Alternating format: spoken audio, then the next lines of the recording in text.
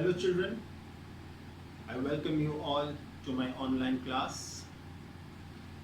I'm Elisha, your English teacher, and today I'll be explaining you one of the best poem of class 9, that is The Road Not Taken, written by Robert Frost.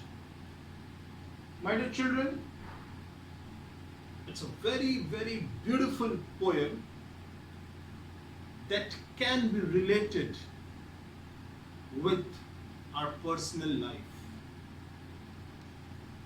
This poem deals with a very important topic, and you know what is that topic? Taking decisions in life, making a right choice.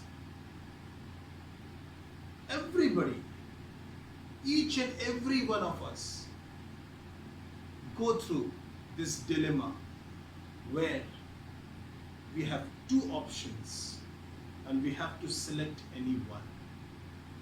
We all have to go through certain conditions where we have choices and we have to select any one. The same thing is happening in this poem also. My dear children,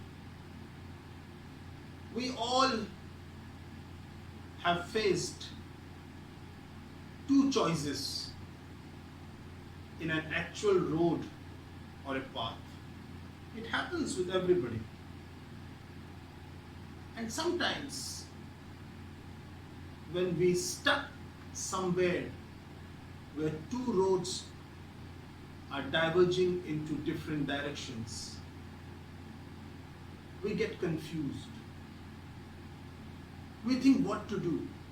We really don't know which path to choose. Well, we can take out our smartphone, we can check the road, the way, the path through GPS. We have mobile phones, we can figure out the correct path. But if we are beyond the reach of satellites, then there is no option left for us except making a choice, unaided by technology. We might pick the road that gets us where we want to go, or one that takes us somewhere new. But either way, the road we choose takes us to where we are. This thing can be seen very clearly in this poem, The Road Not Taken. Sometimes we make a decision, and sometimes after many years we regret that decision. And sometimes after many years we feel proud of telling others that yes, many years back I took a decision and that has made a difference. So my dear children, it's a wonderful poem, The Road Not Taken, written by Robert Frost. So now I'll explain this poem line by line to all of you. So let's go for the explanation part.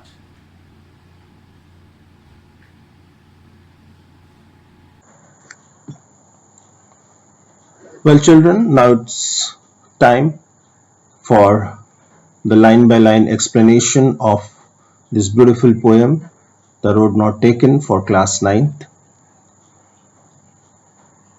But before we go deep in this poem, I would like to give you a brief introduction about the poet Robert Frost. So, my dear children, you can see on your screens Robert Frost. His actual name was Robert Lee Frost, and he was born on March 26, 1874. He was an American poet. He is known for his realistic depictions of rural life. Frost was honored frequently during his lifetime and is the only poet to receive 4 Pulitzer Prizes for poetry. My dear children, this Pulitzer Prize is given in America to such writers and poets who have done exceptional work in the field of literature. And Robert Frost is the only poet to receive 4 Pulitzer Prizes for poetry. And at last, on January 29, 1963, he died. So that was a brief introduction about Robert Frost, and now we'll start the poem. We'll discuss the poem line by line, The Road Not Taken. This well-known poem is about making choices and the choices that shape us. Robert Frost is an American poet who writes simply but insightfully about common, ordinary experiences. Well, it is written that this well-known poem is about making choices. This well-known poem is about taking decisions, and such decisions that actually shape your life.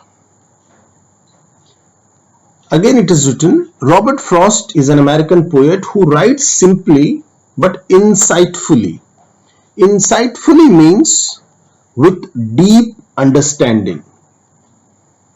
If you might have noticed, most of his poems, they are very simple in writing, but in each and every poem of Robert Frost, you will find deep meaning. And all these things are about what? Common, ordinary experiences. So now we'll start the poem. Two roads diverged in a yellow wood, and sorry I could not travel both, and be one traveller long I stood, and looked down one as far as I could, to where it bent in the undergrowth. Now, my dear children, in the first stanza, the poet is saying that he was standing where two roads separated in a yellow wood. There were two roads, and both the roads diverged in a yellow wood. Diverged here means separated. Now, the poet has to choose any one road, because in the second line it is written, and sorry I could not travel both. Very true. It is not possible for the poet to travel on both the roads. Ultimately, he has to select only one road. And be one traveller long I stood, and looked down one as far as I could. Now, he was a traveller, and just like other travellers, he also stood there for a long time, thinking what to do, thinking about which road to choose. Then he looked down one road as far as he could, and he saw that one particular road after a while bent in the undergrowth. Bent means to take a turn. Undergrowth means bushes and shrubs, small bushes and shrubs. So what is happening? Two roads are there in front of him, and he stood there for a while thinking about which road to choose. Then he looked for one road and he looked down as far as he could. Then he noticed that the road he is looking at takes a bend in the undergrowth. Means after a while nothing is visible because that road has taken a turn in the bushes, shrubs. I hope the first stanza is clear to all of you. My dear children, I would like to show you this pic. See this picture on your screens. Very much similar to the situation where the poet is standing. The poet might be standing somewhere here. Now two roads diverged into Yellowwood. Now he is very much confused. He has to choose one road, but he is not sure. He don't know.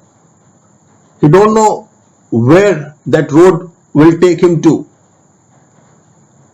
He really don't know which road is a better one. So he is in a state of dilemma. He stood there for a long while and he was simply looking at one road as far as he could.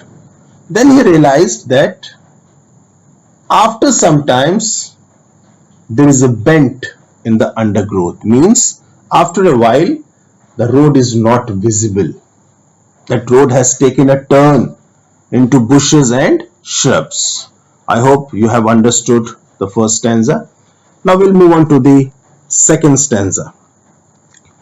Then took the other just as fair and having perhaps the better claim. Now what is happening? Then the poet thought, okay, fine, I'll take the another road. No problem. I'll go on the another road. Because that road was also looking as fair. Okay? As fair here means similar to that road, that previous road. So it was also looking quite good. So he thought, okay, fine, I'll choose this road and having perhaps the better claim. Okay. Now he is assuming, okay, maybe the road what I am literally choosing, the road on what I will move ahead will be a better claim for me. Okay, that is what he is thinking of. Because it was grassy and wanted wear. And the another road was actually very grassy and wanted wear. Wanted wear here means that that road was new and it was not used much. Okay, this wear means the road was new and it was not used much. See, when people keep on walking on grassy area, what happens? The grass, either the grass is crushed completely, or what happens? The grass will turn into black color. Okay, turn into black. Okay, but it is not happening in this case. It is grassy and it wanted wear. Though as for that the passing there had warned them really about the same. See, the poet in between is trying to confuse the readers. Now in these two lines what he is saying that now he decided to move on the second road, and the second road was very grassy and it wanted wear. He said, okay, fine, I would go on this road.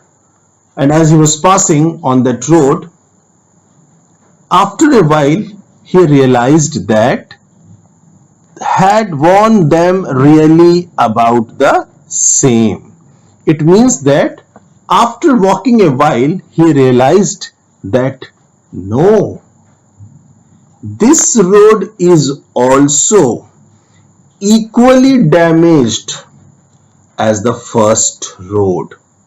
As the first road was damaged, one means damaged. As the first road was damaged, the second road was also damaged. Now see what is happening. He is very confused while making a choice. He is not very sure what to do. Okay, and every time he is comparing the road with that road he had not taken. Okay, now moving on to the third paragraph. And both that morning equally lay in leaves, no step had trodden black. Oh, I kept the first for another day, yet knowing how way leads on to way, I doubted if I should ever come back. Now, in this third stanza, what is happening? Next morning, the poet, he saw that on both the roads, the leaves are equally laid. Okay, the poet says that both the roads seem equal. Okay, both the roads seem equal because leaves were there on both the roads, but no step had trodden black. Fine. Trodden means to walk. When we walk on the leaves continuously, the leaves turn black. But what is happening here? The leaves have not turned into black. The leaves are as it is. It means nobody has walked over those leaves. Oh, I kept the first for another day, yet knowing how way leads on to way. Now the poet thought, okay, fine, I have chosen this road, no problem. Some other day I will walk on another road. That road which I left, I would walk on that road. But he was knowing another thing. What was that? Yet knowing how way leads on to a way.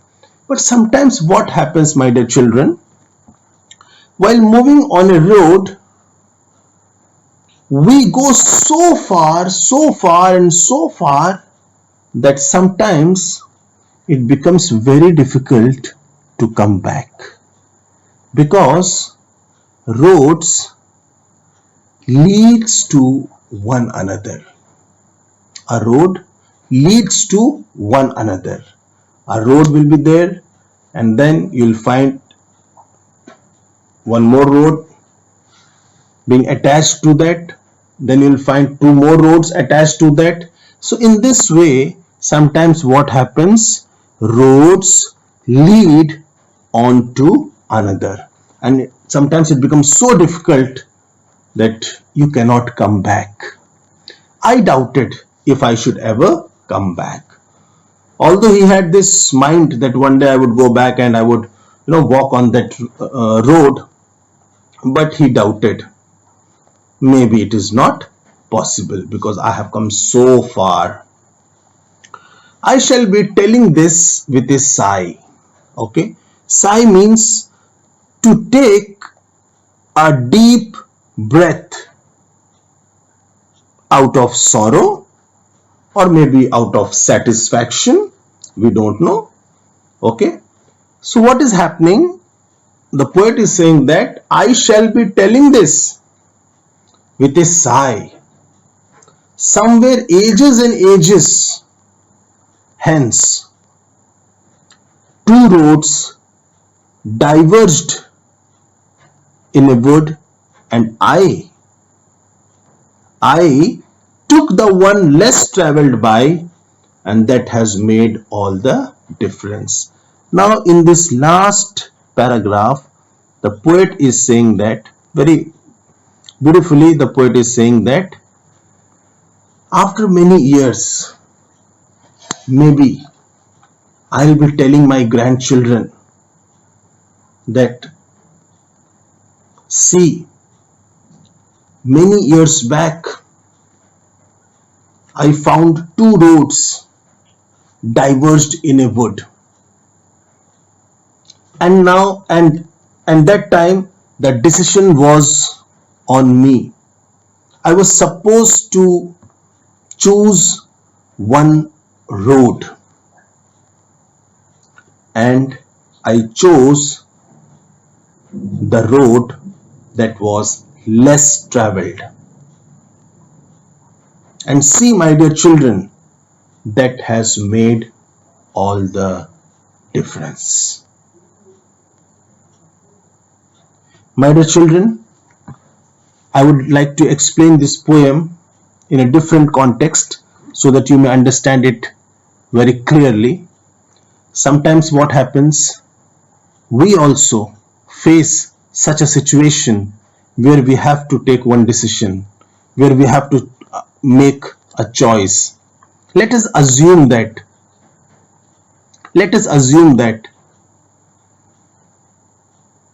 you want to become a doctor. Your family members, they want you to become an engineer. Now two roads are there in front of you, and you have to select one road. And ultimately, you said that, okay, I would select this profession, medical profession. I would love to become a doctor. Fine. Now you are moving ahead on that road. You are doing your medical studies, you completed your MBBS, MD, and so many other things. And finally, what happened?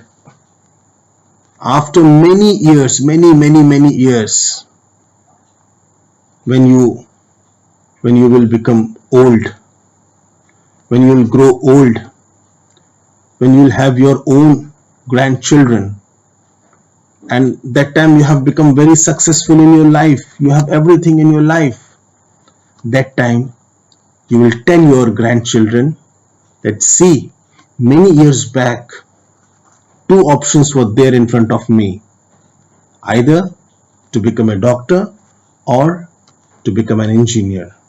I decided to become a doctor, and see, I took a right decision, and today I'm a successful man.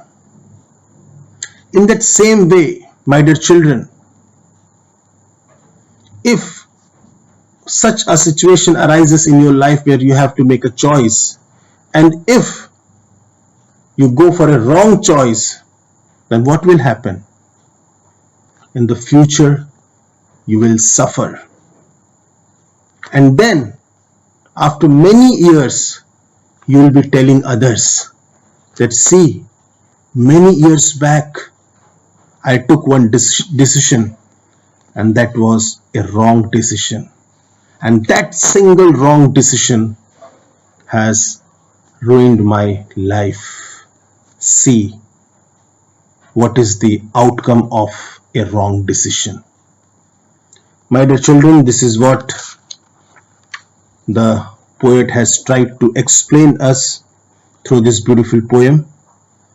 And let me tell you, my dear children, that actually Robert Frost wrote this poem, The Road Not Taken, just as a joke for his friend Edward Thomas. Edward Thomas was also a poet. So just as a joke, he wrote this poem, The Road Not Taken, for his friend Edward Thomas. Actually, Edward Thomas was a very confused man. Every time he used to be in a state of dilemma, which road to choose, which road would be a better claim. So these type of things usually used to be with him. So just for fun, Robert Frost wrote this poem, but Edward Thomas took this poem very seriously, and now this poem is one of the finest poems of Robert Frost. This is not the end. Apart of this, my dear children, a few more things I would like to tell you about this poem. In this poem, a few figures of speech are used, and this is the maybe you have you know or don't know about these figures of speech. I really don't know, but I hope that you are well aware of these figures of speech. But still, I would provide you what these figures of speech are.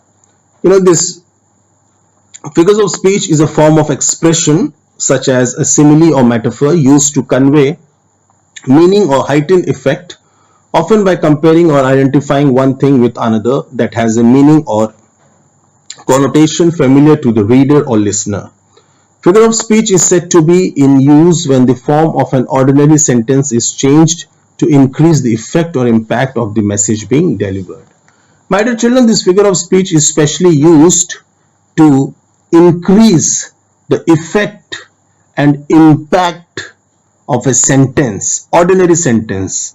If there is an ordinary sentence, and if you want to bring some effect in that sentence, if you want to bring some weightage in that sentence, if you want to beautify that sentence in a way, then we normally use figure of speech. In Hindi we call it alankar. Okay, so that basically enhances the beauty of a sentence. So this is what figure of speech is all about. So first of all, let us discuss about rhyme scheme. Okay, what is the rhyme scheme? Many times this question comes that you have to find out the rhyme scheme of a poem. Okay, so the best way to find out the rhyme scheme of a poem is, let's see how to find out the rhyme scheme. Now the first stanza, okay, 1 2 3 4 5 lines are there in the first stanza. Now the first line ends with the word would. Okay, the second line ends with the word both. Would and both, are they rhyming? No, they are not rhyming. Stood is rhyming with would.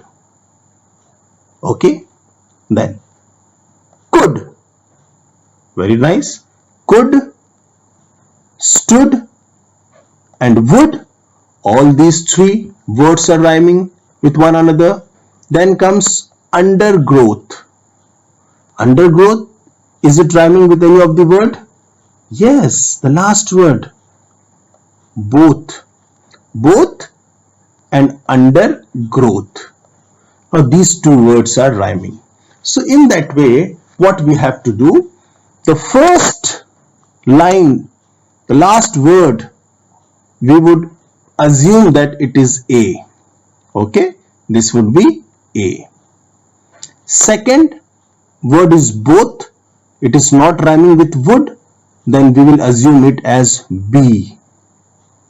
Fine.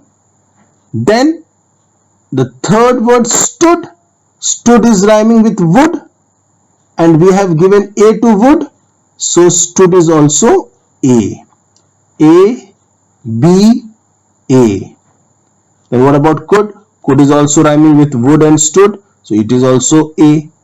A, B, A, A. And then the last, undergrowth.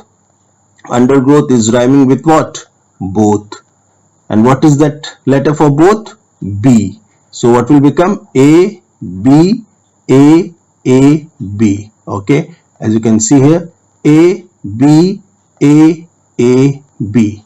Okay, so in this way you can find out the rhyme scheme of other stanzas also. Now a few more things to find out in this beautiful poem. My dear children, in this poem one more figure of speech is there, and that is personification. Okay, what is personification? Personification is a figure of speech in which a thing, an idea or an animal is given human attributes. Okay, for example, I'll tell you how. The boy is dancing. Is it a correct sentence, my dear children?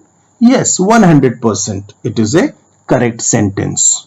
But let me make another sentence. The trees are dancing.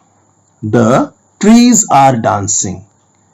Don't you think that trees don't dance? They move due to wind, whatever, but they don't dance. Okay, but what is happening here? We are literally giving human qualities to tree. A human can dance, but a tree cannot dance. But we are saying that the trees are dancing. So this is an example of personification. Another example I would give you. The boy is crying. Is it fine? The boy is crying. Correct? There is no mistake in this line. Now see, the sky was crying. The sky was crying? Don't you think? Sky doesn't cry. It is raining, but sky is not crying. But what is happening here? We have given this human attribute, this human quality to that sky. And we are saying that sky is crying. So this is called the example of personification. So in this poem, one line is there, the grassy path wanted where? Okay, I'll show you that line. The grassy, let's see here, grassy and wanted where? This particular line, okay, you can go for here, wanted where. So who wants? Human beings wants. I want a cup of tea. You want chocolates. But do you think a path, a road can ask for something? Can they have their own needs and wants? No. So what is happening here? This wanted word is attached to this grassy path. So it is also an example of personification. Then alliteration. What do you mean by alliteration? Alliteration means when similar sounds, please pay attention my dear children, when similar sounds are used in close context, then it is an example of alliteration. For example, let us see this example. Ages and ages. Now three words are there, ages and ages. In the first word, this A sound is used. In the second also, this A sound is produced. In the third also, A sound is produced.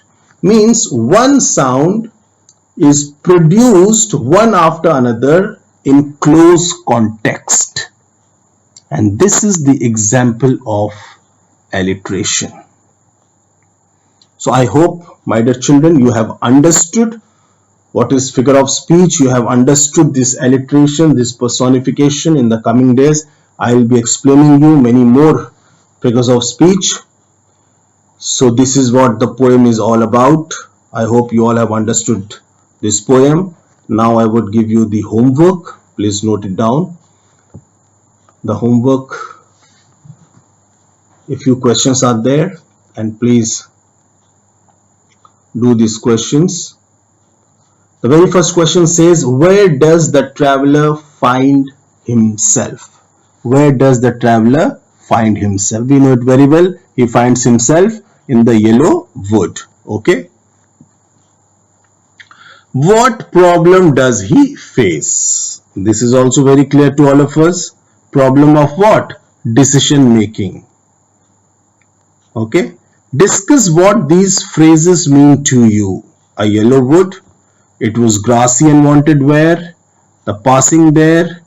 Leaves no step had trodden black. how way leads on to way. So these are a few phrases. You once again go through the poem and find out what these phrases mean. Yellowwood means autumn season. It was grassy and wanted where. It means the road was full of grass, but it was a new road. Very less people had traveled on it. Okay, so you have to remember all these things. The passing there means frequently used by the travelers. Leaves no step had trodden black means the leaves did not seem to have been crushed by the footsteps of the travelers.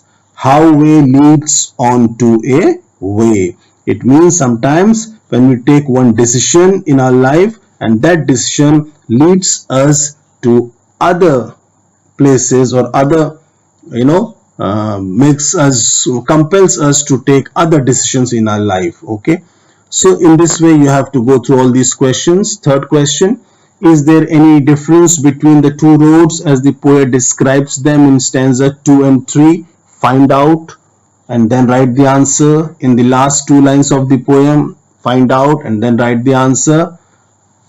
Question number 4: what do you think the last two lines of the poem mean? Looking back, does the poet regret his choice or accept it? It's a very tricky question. Now it completely depends upon you. What do you think? Because at last, with a sigh, he'll be telling others that I have chosen this road and that has made all the difference. Now you have to find out whether he's regretting that decision, that choice, or whether he's happy with that decision. So these are the questions, and take your time, do these questions, and then we'll discuss it in the next video.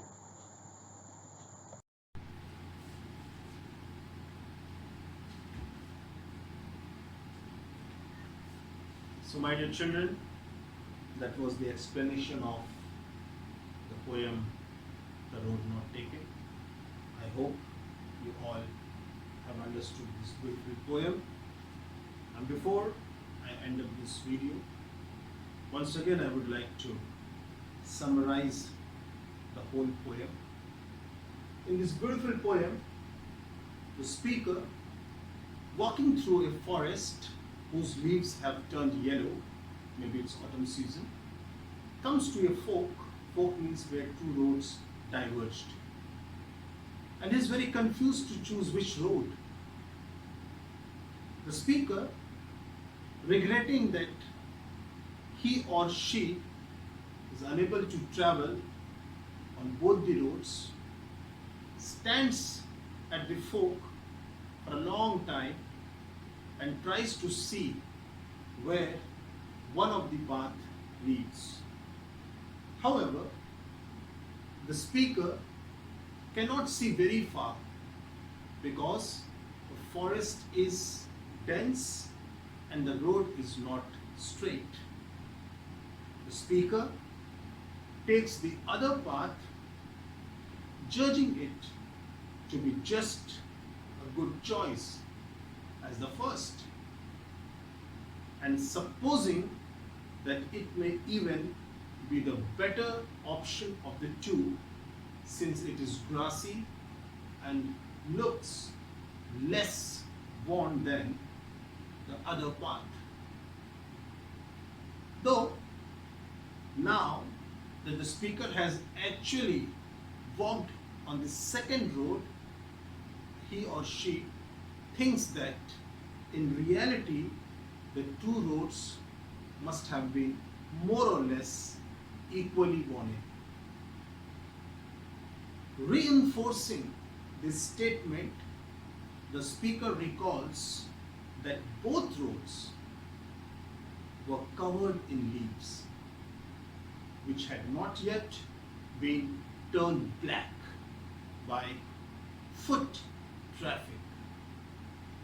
The speaker exclaims that he or she is in fact just saving the first road and will travel it at a later date.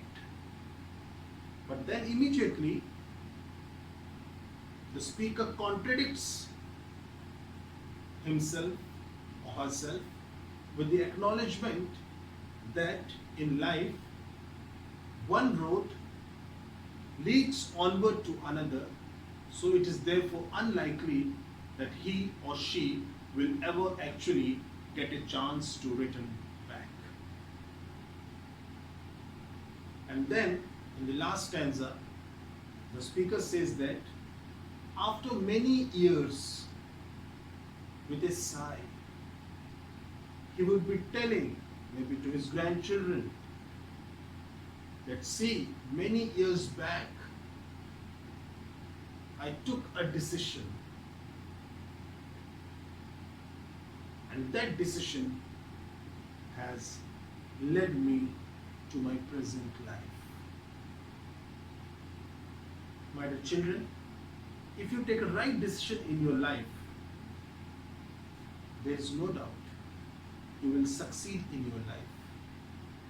But if you take a wrong decision in your life, definitely you are going to suffer.